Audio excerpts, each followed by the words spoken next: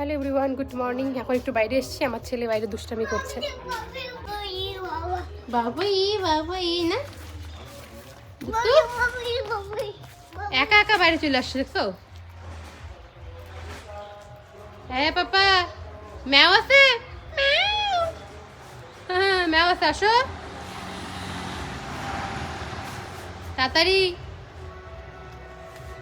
আসো আসো। ও দিদি না, এটা দাদা।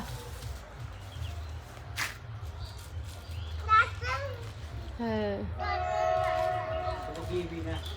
এই ম্যাও আছে কিন্তু, হ্যাঁ ভয় ভয়।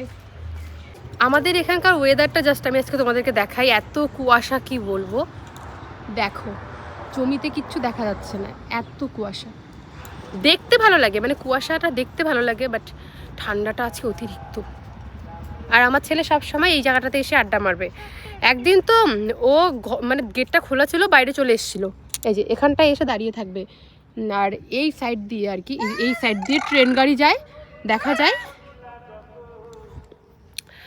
সকালে চা খাওয়া দাওয়া মাত্র হলো, এখন আমি রান্না করব। তোমার দাদাভাই বললো আজকে চিকেন খাবে, এই শীতের ঠান্ডায় চিকেন ভালো লাগে গরম গরম। তো চিকেন রান্না করব, মা করবে হচ্ছে বতোয়া শাক বাটা, আর হচ্ছে বেগুন আলু দিয়ে ডালের বড়ির সবজি করব। তো এই হচ্ছে আজকে রান্না বান্না করব। তো এখন বাইরে এসছি বাবুকে নিয়ে, এখন যাবো বাড়িতে। আগে রান্না করি, মা আগে ভাতটা বসিয়েছে, ভাত আর বাটাটা মা করবে, তারপর আমি রান্না করব। তো মা রান্না করতে করতে বাবুকে তো আমার দেখতে হবে ততক্ষণ। এই দেখো আমার ছেলেকে, এই দেখো একা একা জমিতে চলে এসছে, মানে কোনো রকম মনের মধ্যে ভয় নেই। পাপা ওখানে কিন্তু ম্যাও আছে, ম্যাও, একমাত্র ম্যাও বললেই ও ভয় পায়, তাছাড়া কিচ্ছুকেই ও ভয় পায় না। চলো বাড়ি চলে যাই, চলো চলো। তো চলো বাড়িতে যাই, একটু পরে তোমাদের সঙ্গে আবার দেখা হচ্ছে। আগের দিন বলেছিলাম তোমাদেরকে দেখাবো যে কত দূর কী রং করা হচ্ছে। এই যে পুট্টি কাটা হচ্ছে, মানে পুটিং টাইপের, এটা কিন্তু বেশি ভালো, এটা ওয়াটার প্রুফ। এই যে ঘরে কাটা হয়েছে এদিকে, আর পেছন সাইডটা তোমাদেরকে দেখাই, দাঁড়াও। এই যে দেখো পেছনটাও কাটা হয়েছে। আজকে নাকি মিস্ত্রি আসবে না, তাই আমার রান্নার চাপটা কম, শুধু আমরাই খাওয়া দাওয়া করবো। এ বাবা, জুতা খুলে তুই হাতে নিয়ে নিছিস? বর গেছিল বাজারে, এই যে চিকেন নিয়ে আসলো, তোমাদেরকে তো বললাম আজকে চিকেন রান্না হবে। এই যে দেখো চিকেন নিয়ে এসছে, এখন এটা রান্না করব। আর করেছি তেলাপিয়া মাছের ঝাল, আর মা করেছে ডালের বড়ি দিয়ে বেগুনের তরকারি, ডালের বড়ি দিয়ে, আর হচ্ছে ইসে কি যেন বলে, বতুয়া শাকের বাটা। তো পরে তোমাদেরকে দেখাবো। এই যে এখন দেখো মাংসটা এখন ধুয়ে নিয়ে আসি। হ্যালো এভরিওয়ান, তো এই যে স্নান ধান করে নিয়েছি রান্নাবান্নার পর। রান্না করার সময় আজকে তোমাদের কিচ্ছু দেখাতে পারিনি। তো আজকে কি কি রান্না করেছি সেটা বলি। তোমাদেরকে তো বলেছিলাম যে মা করবে ডালের বড়ি দিয়ে বেগুন দিয়ে একটা সবজি করবে, আর হচ্ছে কী যেন শাক বলে, বতুয়া শাক হচ্ছে বাটা করবে। তো দুটো করেছে, আর আমি চিকেন রান্না করেছি। তো পাশের বাড়ি বৌদি দুটো তেলাপিয়া মাছ দিয়েছে, বিশাল বড়, এত বড় বড়, এই হাতের সমান হবে। তো ওই তেলাপিয়া মাছের ঝাল করেছি, দারুণ হয়েছিল খেতে। মানে তেলাপিয়া মাছের ঝালটা এত টেস্ট হয়েছে, আমি চিকেন খাইনি আজকে, বিশ্বাস করো। চিকেন আমার এত ফেভারিট, চিকেন খাইনি। তো সকালে ওটা দিয়ে ভাত খেয়েছি, শুধু তেলাপিয়া মাছের যে ঝালটা করেছে ওটা দিয়ে খেয়েছি, আর একটু বাটা দিয়ে খেয়েছি। তো দুপুরবেলা চিকেন দিয়ে খাবো। তোমার দাদাভাই আমার জন্য দুটো লেগ পিস এনেছে চিকেনের, পরে খাওয়ার সময় দেখাবো। তো এখন আমি একটু বাইরে যাচ্ছি, আমাদের হচ্ছে ঘরের, মানে আমাদের যে বাইরে ঘরের কাজ হচ্ছে, মানে দোকান ঘরের কাজ হচ্ছে। তো ওখানকার হচ্ছে গেটগুলো লাগানোর জন্য এসছে, মানে যেগুলো হচ্ছে লোহার গেট হবে আর কি। তো ঝালাই দিচ্ছে। তো চলো তোমাদেরকে দেখাই কত দূর কি কাজ হচ্ছে। তো এই যে দেখো আমাদের গেটের কাজ হচ্ছে এখানটায়, ওই যে দেখতে পাচ্ছ না, জমিতে যাওয়া যায়, দেখা যাচ্ছে জমি, ওখানটায় এই গেটটা লাগবে। তাহলে মানে এদিক দিয়ে কোনো গাড়ি যেতে পারবে না, গরু ছাগল আসতে পারবে না, যেতে পারবে না। আর বাবা মা এখানে টোটোতে বসে আছে, মা চুল শোকাচ্ছে। আর এই যে গেটটা ঠিক করা হচ্ছে, এটাই কিন্তু এই যে এখানে লাগানো হবে। ওই কাকুটা দাঁড়িয়ে আছে না, ওর পাশে জমি দেখা যাচ্ছে। তো এই যে দুই ঘরের মাঝখানে, তাহলে আর মানে এখান থেকে কেউ যেতেও পারবে না, গরু ছাগলও আসবে না।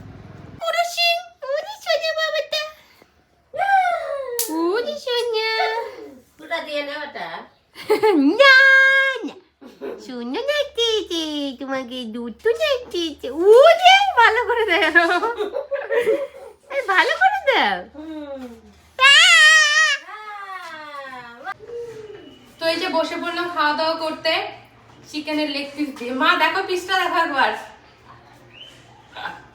মা তো মাংস খায় না, এত বড় লেগ পিস দেখলে বলে কি তোমরা খাও কেমন করে, আমার তো দেখে কেমন লাগে, কারণ যে যেটা খায় না সে যেটার মর্ম বুঝবে না।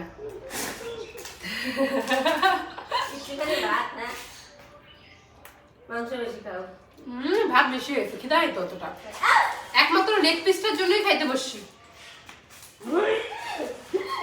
সকালবেলা ঘুম থেকে উঠে আমার ছেলেকে দেওয়া হয়েছিল একটু মুড়ি, ও নিজেই বাটি নিয়ে এসে ওকে দিতে বলছিল, দেওয়ার পর মুড়িগুলোকে সব বিছানায় ফেলেছে, এখন এগুলো তুলে তুলে খাচ্ছে।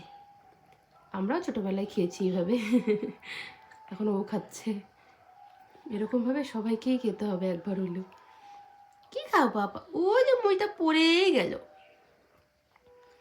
ও যে রিসেন্টও খাওয়া শিখেছে এইভাবে, 2-4 দিন হলো, একা একা না হলেও আগে কিচ্ছু মুখে দিত না। শোয় না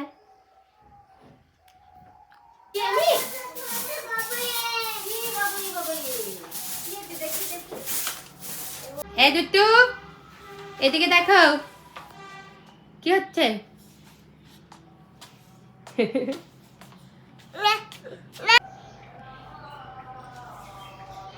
ওটা দিয়ে আগে আসলে আমি গুতাইলো, এখন ওইটা দিয়ে ব্রাশ, ব্রাশ দিয়ে ব্রাশ করো, ব্রাশ দিয়ে ব্রাশ করো। বাহ দেখি একটু সময় ব্রাশ করছি শুনে এসে, ব্রাশ করতে গেছো না। বাবুকে এখন খাওয়াবো, এই যে মাখানা খেজুর দিয়ে রেডি করেছি, এখন এটা সকালে বাবুকে ব্রেকফাস্টে দিব। এ বাবা,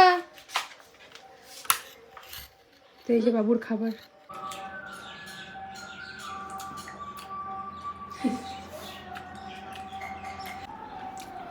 সব আমার বরের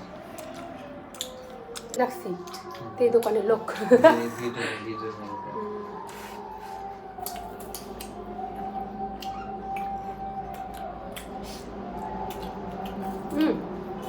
এই ফুটা খাও,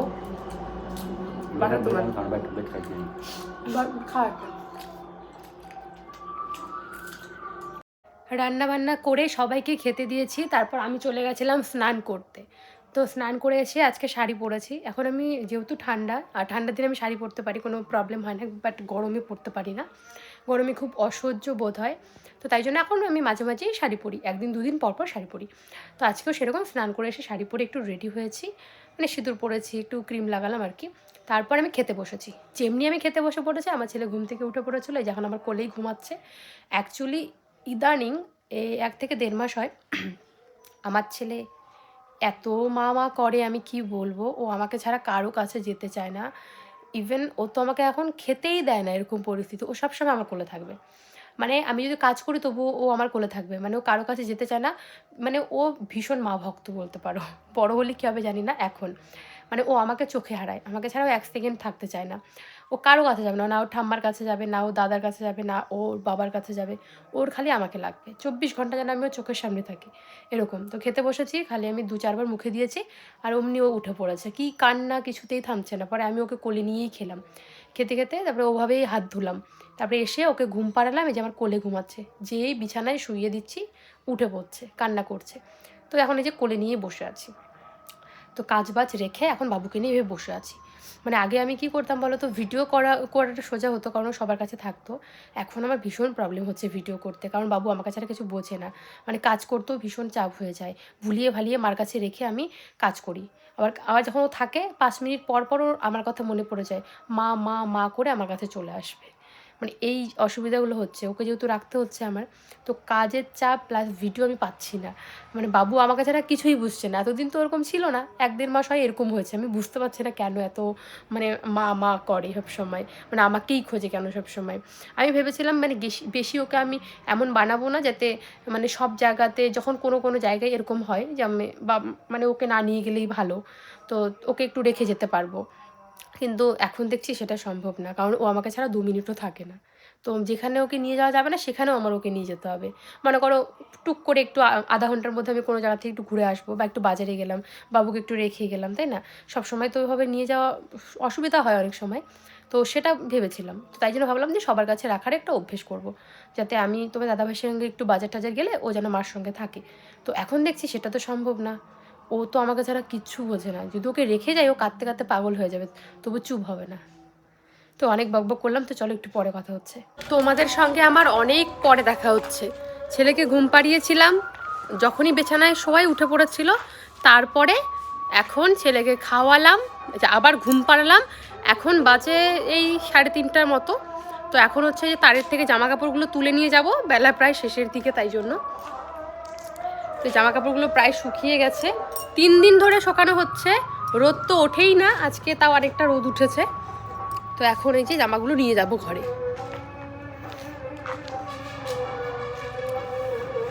তো চলো জামাগুলো নিয়ে যাই ঘরে। আর আজকের ভিডিওটা এখানেই রাখছি, কীরকম লাগলো আমি জানি না ভিডিওটা, তো তোমরা কমেন্টে জানিও।